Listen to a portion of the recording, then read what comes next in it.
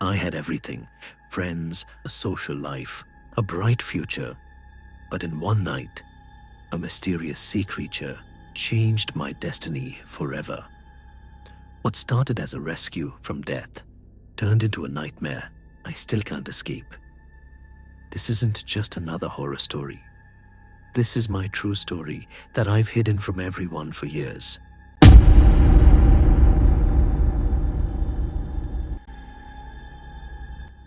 My name is Jacob. I live in the coastal town of Seabridge, a place that sleeps to the whispers of the waves and wakes to the cries of seagulls.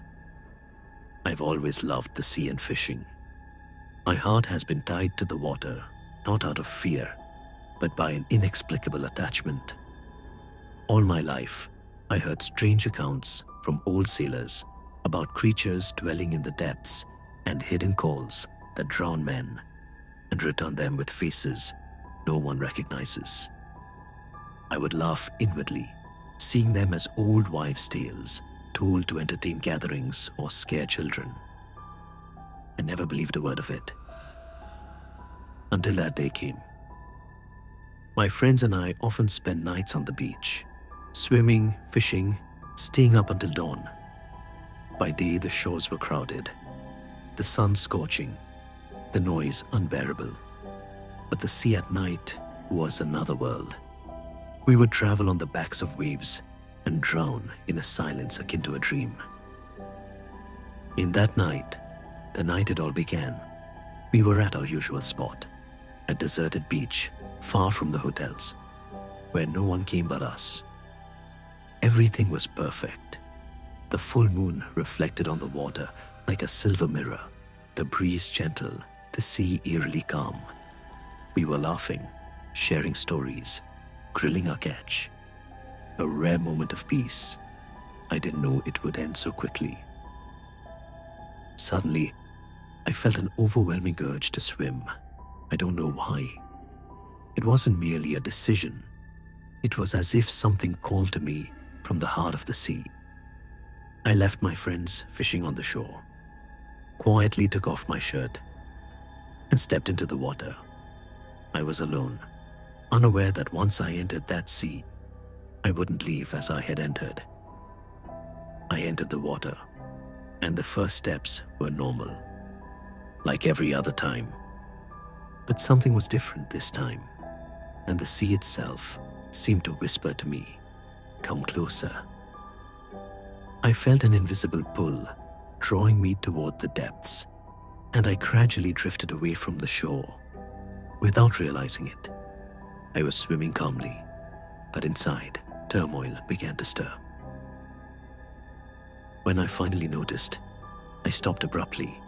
I looked back and could no longer see the shore, just a faint, thin line dissolving into the darkness. The water was no longer still. The waves began to churn around me. Then I saw them, creatures moving around me in circles from afar within the darkness. I couldn't make them out clearly, but they weren't human. They were watching me, stalking me, as if waiting for the moment to pounce. Without thinking, I tried to return. I struck the water with all my strength, but in the next moment, I felt something wrap around my leg and pull me down.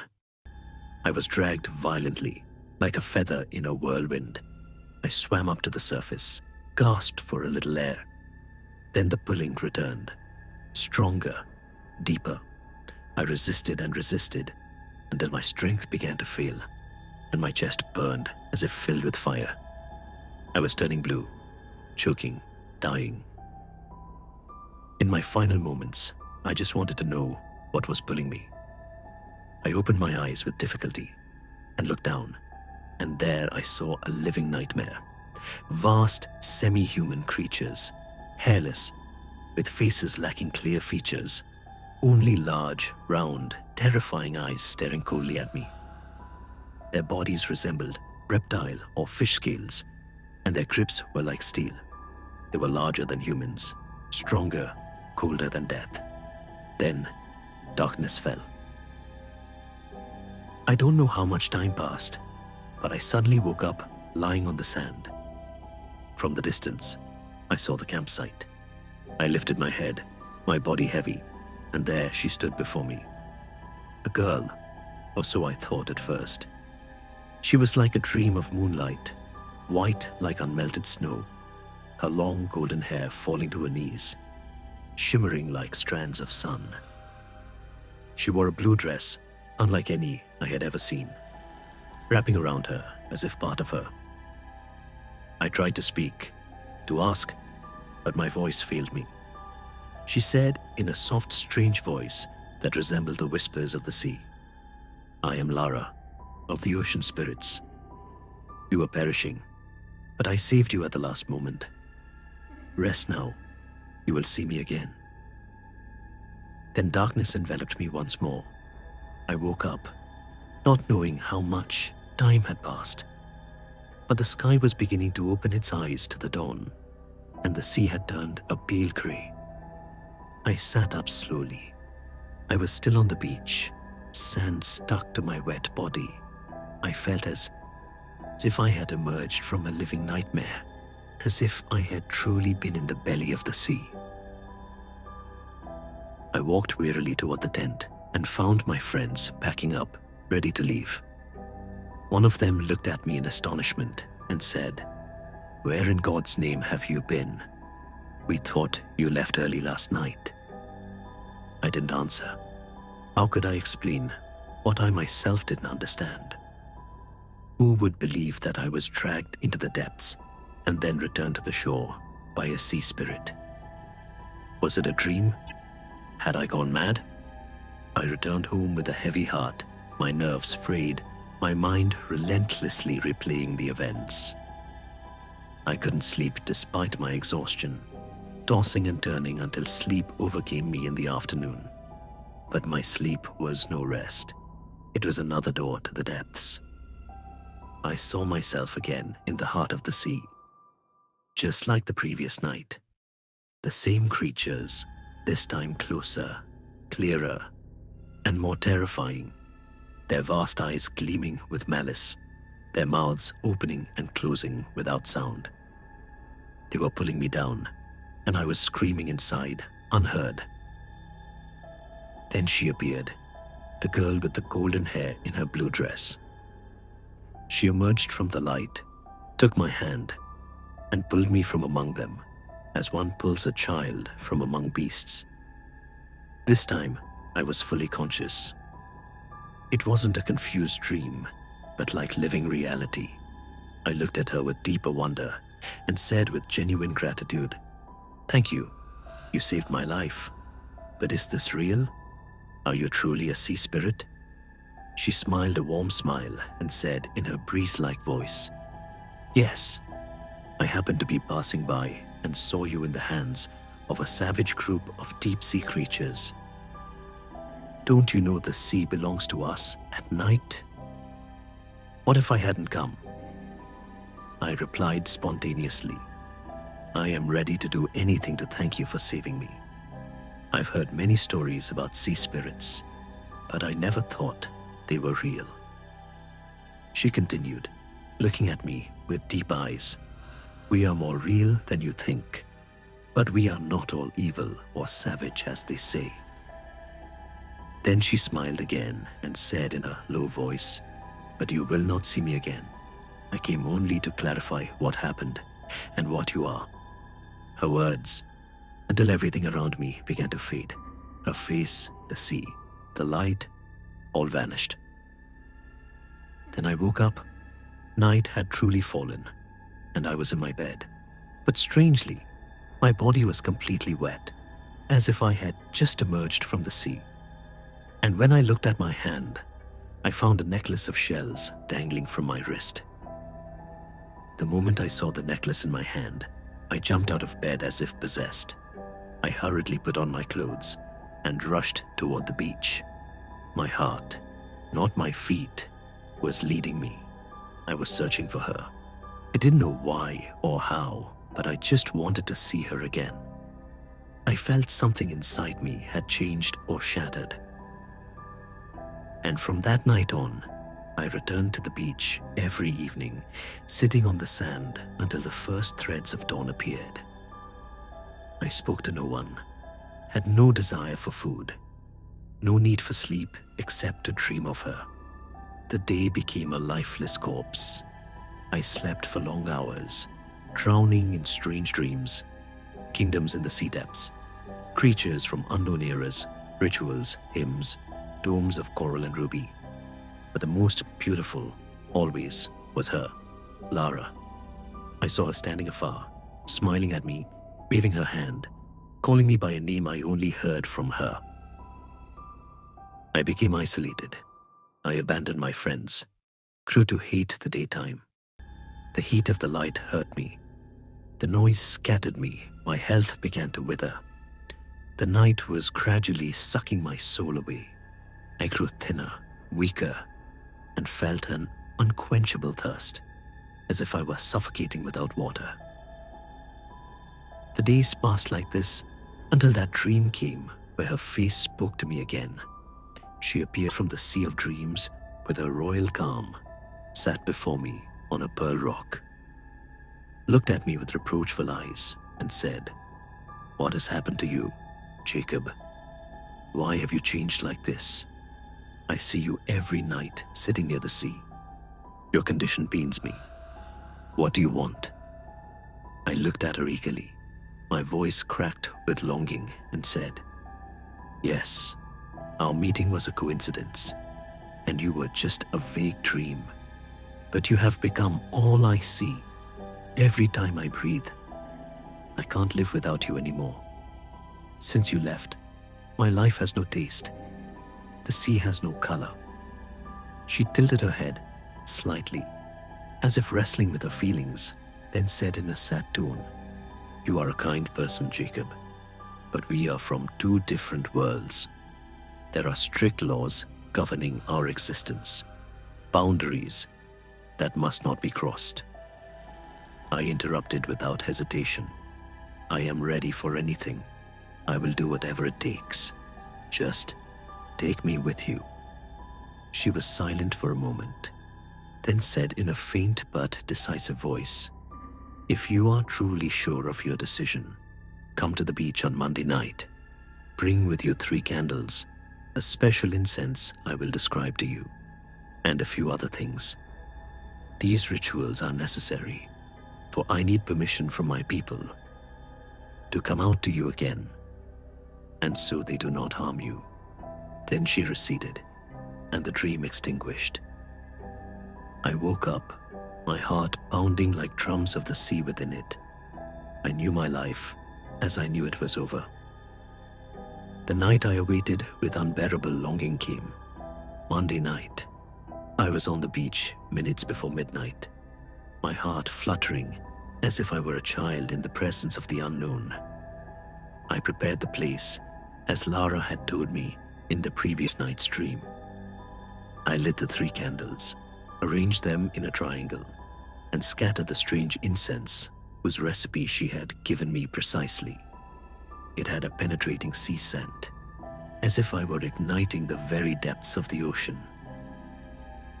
I sat in the center of the circle, not moving, not speaking. The silence was thick, save for the sound of the waves that now whispered rather than crashed. Suddenly, a light breeze blew, like invisible breaths passing over my skin. I raised my gaze, and there she appeared, swimming before me in the sea, her golden hair shimmering under the moon, calling me with her eyes before her lips uttered a sound. I entered the water without hesitation, for my destiny awaited her. We swam together in silence. We exchanged no words, but our eyes said everything. Then we emerged together onto the shore and sat side by side on the cool sand. We talked until dawn, conversations like dreams, about the sea, about me, about her, about the boundaries separating our worlds, and about the pain unseen in my eyes.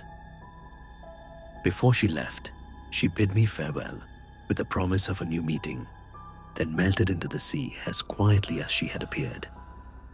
I returned to my house, the happiest person in the world. But my joy was short-lived. As soon as I slept, the nightmares began. I saw savage creatures with hideous faces, resembling neither humans nor spirits. Distorted features, bloody eyes, and mouths emitting incomprehensible murmurs. They threatened me, menaced me, attacked me in my room from all directions. They assaulted me, their claws scratching me, their voices tearing my ears. I woke up trembling, my body drenched in sweat, my temperature high. But the strangest thing was the real scratches covering my chest and arms, as if the nightmare had become reality. I couldn't get out of bed, remaining still, panting, as if I had been run through hell. My mother entered my room after noticing my absence, and the moment she saw me, she was shocked. My appearance was wretched, pale, exhausted, dripping with sweat, the scratches bleeding lightly. She hurriedly gave me a fever reducer and stayed by my side, watching me with worry. At night, between wakefulness and sleep, fatigue overcame me, and I dozed off briefly. In the middle of that slumber, I slowly opened my eyes, and there was Lara entering my room. But she wasn't in her usual calm demeanor. She was frightened, tense, looking around as if fearing someone was following her. Lara entered my room suddenly, like a terrified wisp of air. But her face wasn't as I was accustomed to seeing it. She was pale, her features tense, her eyes gleaming with fear. She said in a trembling, barely audible voice, "Jacob, don't go back to the sea again, please. My father is displeased with our relationship. He knows everything, and he is merciless. He said he would hurt you if you approached again. As for me, the verdict has been issued. My imprisonment. You will not see me after this. Never search for me." I cried out from my heart, "Lara, wait, don't go." But she was withdrawing quickly, as if unseen forces were dragging her into oblivion. Then she vanished, leaving me alone in the room, screaming her name, tears boiling in my chest. I jumped up in panic to find my room completely empty. No one there but my family, who had rushed in upon hearing my hysterical screams. The days that followed were heavy, cold, soulless. I didn't see Lara. No dream came to me. Not even a shadow of her sea. I was angry at this unjust fate, this harsh judgment, this world that doesn't even allow love to blossom. And one night, with the fire of longing and fear for her gathered in my chest, I decided to return to the beach. It might be a risk, but I could no longer bear the silence. I went and sat on the sand, waiting. For hours, until I imagined I was the only living person in this place. Then suddenly, I saw a shadow from afar. A man not swimming, but walking on the water's surface. He approached with calm steps, but with immense dignity. The sea itself seemed to bow before him. His body was large, wrapped in a blue shawl, the color of the depths. On his head, a blue turban from which a faint halo emanated. His features were sharp, his eyes piercing, as if they could see into my heart. I felt no fear. I was ready for my fate, whatever it might be. He approached until he stood before me and said in a deep, thunderous voice, "You are Jacob, are you not? Lara has spoken of you often. I understand your feelings, and I know what is between you is not a mere fleeting desire, but sincere emotion. But you have broken the rules and crossed boundaries. There are laws in our world, not of our making, laid down thousands of years ago. You should have respected them." He paused for a moment, then looked at me with kinder eyes and said, "You are in danger now, and Lara, unfortunately, is paying the price for her haste. But there is a chance to fix the situation." I felt a strange comfort from this man. It wasn't physical relief. My heart recognized him, as if his spirit had a majesty that reassured rather than intimidated. I looked into his eyes and said with all confidence, "I am ready, whatever the cost. Tell me what to do." He smiled a calm smile and said in his dignified voice, "I am one of the elders of the ocean spirits. A sage among the ruling people, I have considered your sincerity and the strength of your feelings, which is why I have decided to reconcile between you and her father. Indeed, to bless your marriage." My breath caught in amazement, but he continued in a serious tone. "On the night of the full moon, return to this beach. Bring with you a ritual offering, a goat or a sheep, and 7 roosters, and a set of special herbs and incense. I will give you their names."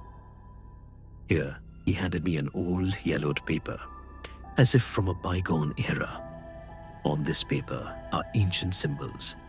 You will write on the sand with the offering's blood. Then, recite the written words aloud and leave without looking back. The next night, return alone, and we will be waiting for you. I carried out everything I was told with precision, and on the night of the full moon, I was there. I brought the offerings and performed the ritual as requested, wrote the symbols on the sand, lit the incense, and recited the strange words whose meaning I didn't understand. The scene was majestic, the air saturated with smoke, perfume, and the scent of the ritual, as if I had stopped time.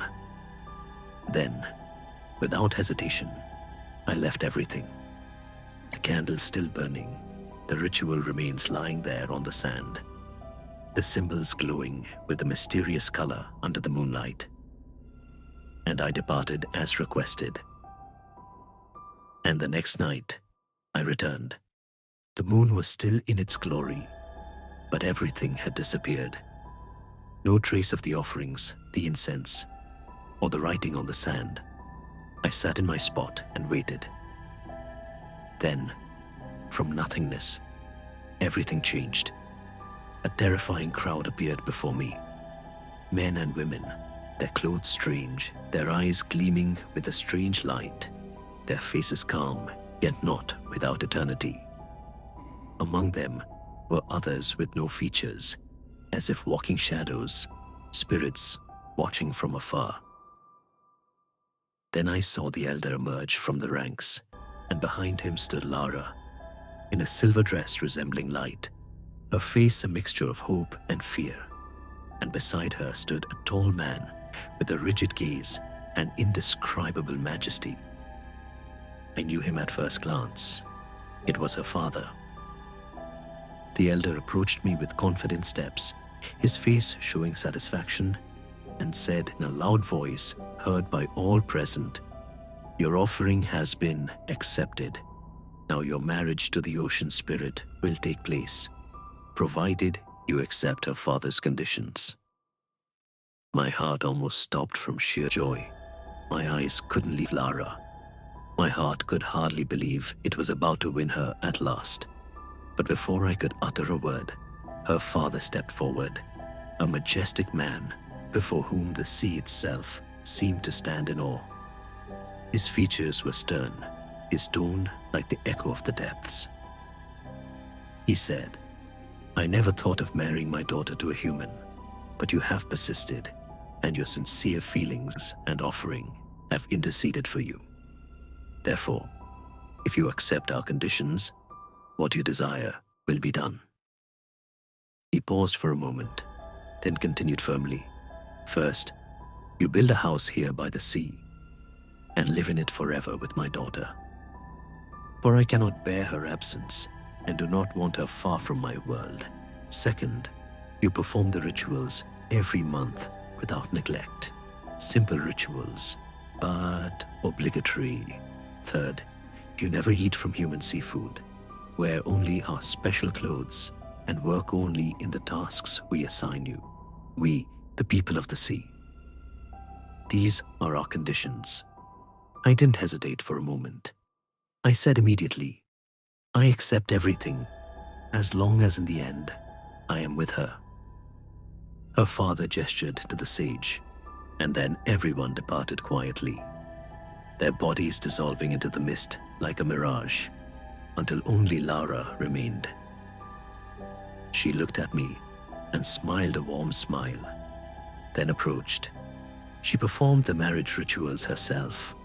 They were simple, symbolic, but filled with an indescribable energy. Our gazes intertwined, our hands touched, and I felt as if the ground beneath us was no longer the same. With the dawn, the assembly began to prepare to return to their world. I was still in the ecstasy of the meeting, but my mind awoke, suddenly sobered.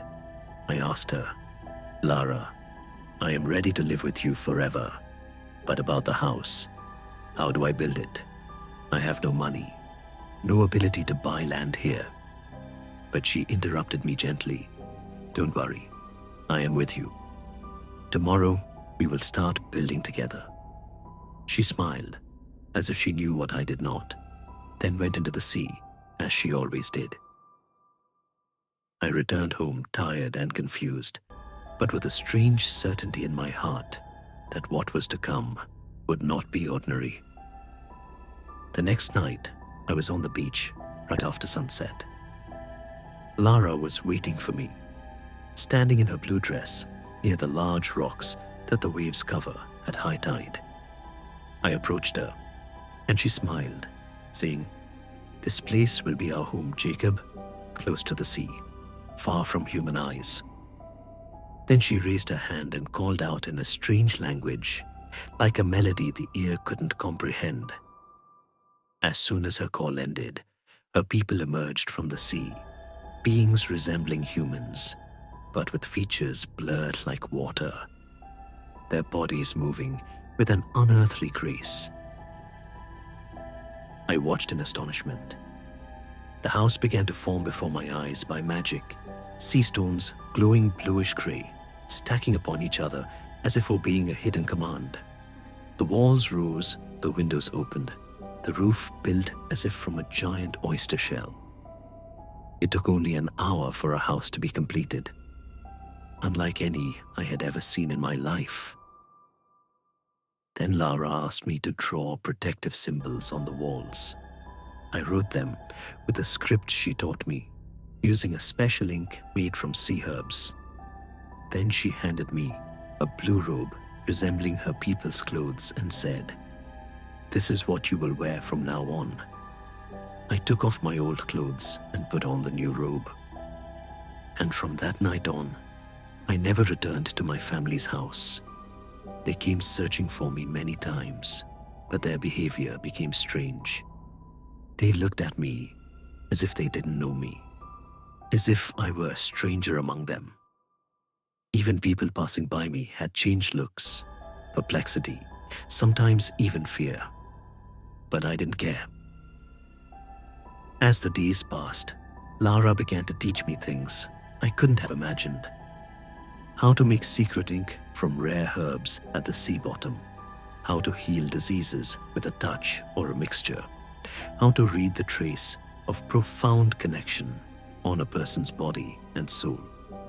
People started coming to me from faraway places. Someone was directing them to me.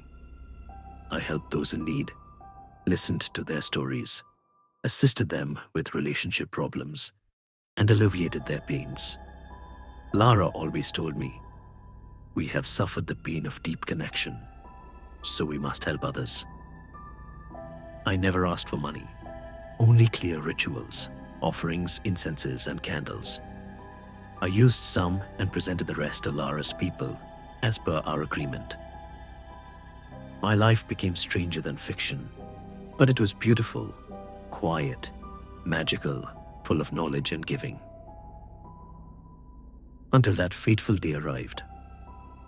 I was in my house preparing a remedy when I heard knocks on the door. I opened it to find my family standing before me. But they weren't alone. With them was a strange-looking man, ugly in appearance, foul-smelling, with indescribable malice in his eyes. His gaze pierced through me. They weren't human eyes. I saw something frightening in them, as if darkness itself had come knocking at my door.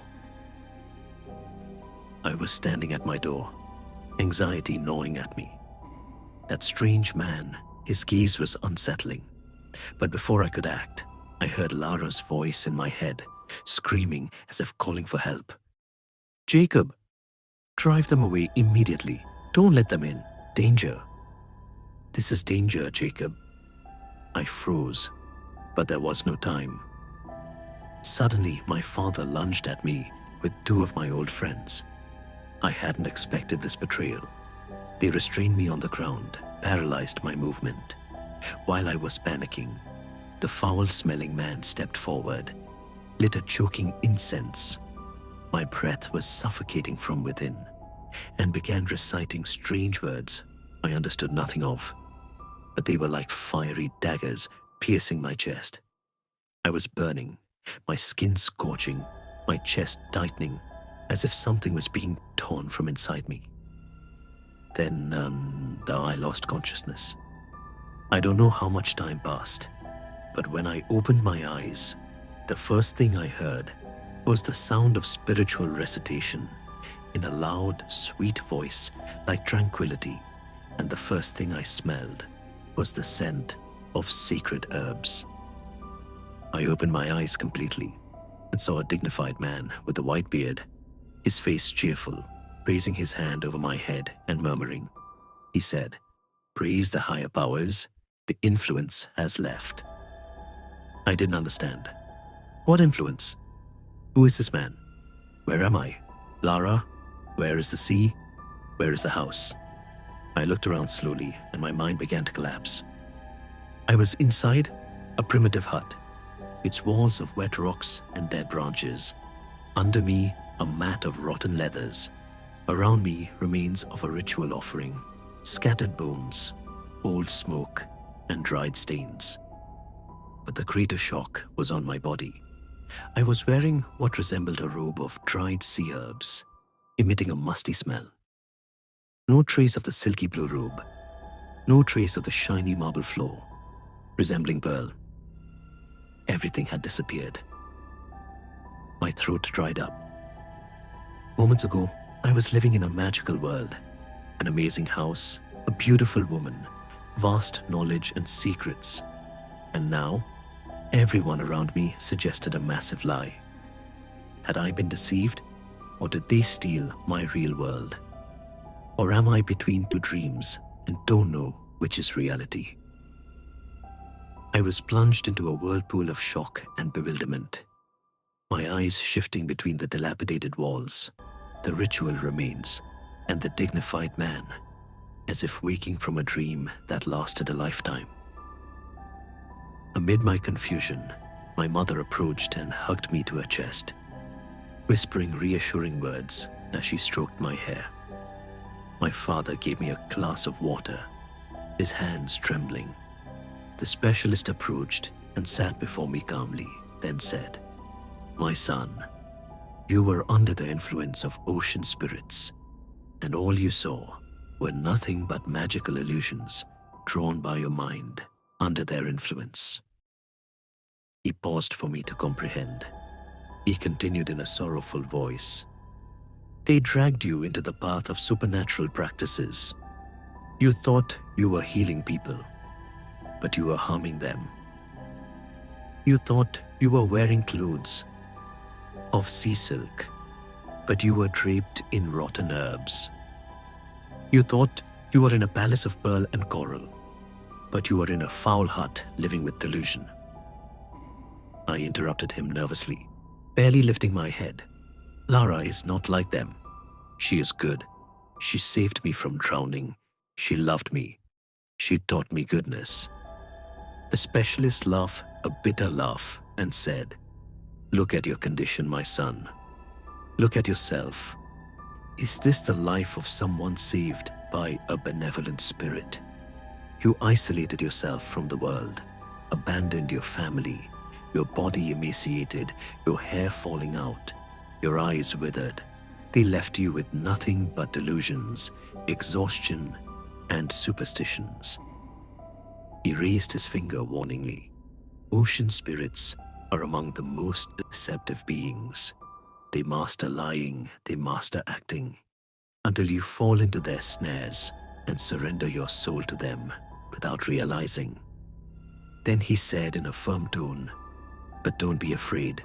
The process of recovery has begun, and you must now arm yourself with spiritual practices and protective guidance, and I will be with you until their influence is completely broken from you." I returned to my family's house for the first time in over a year. Everything was strange. The rooms smaller than I remembered, the walls faded, life more realistic than I could bear. I entered the bathroom and looked at myself in the mirror, and I froze. I saw another being, a gaunt face, wrinkled skin over bone, disheveled, tangled hair, and a body as if consumed by fire. Even my teeth, most of them, had fallen out. I was shocked, but my greatest shock wasn't about my body. It was about Lara. How did she deceive me? Was she really an illusion?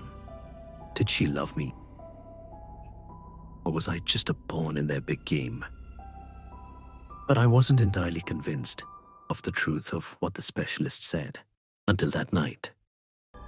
I saw a nightmare. A hideous creature, its skin like fish scales, teeth like needles, indescribable features.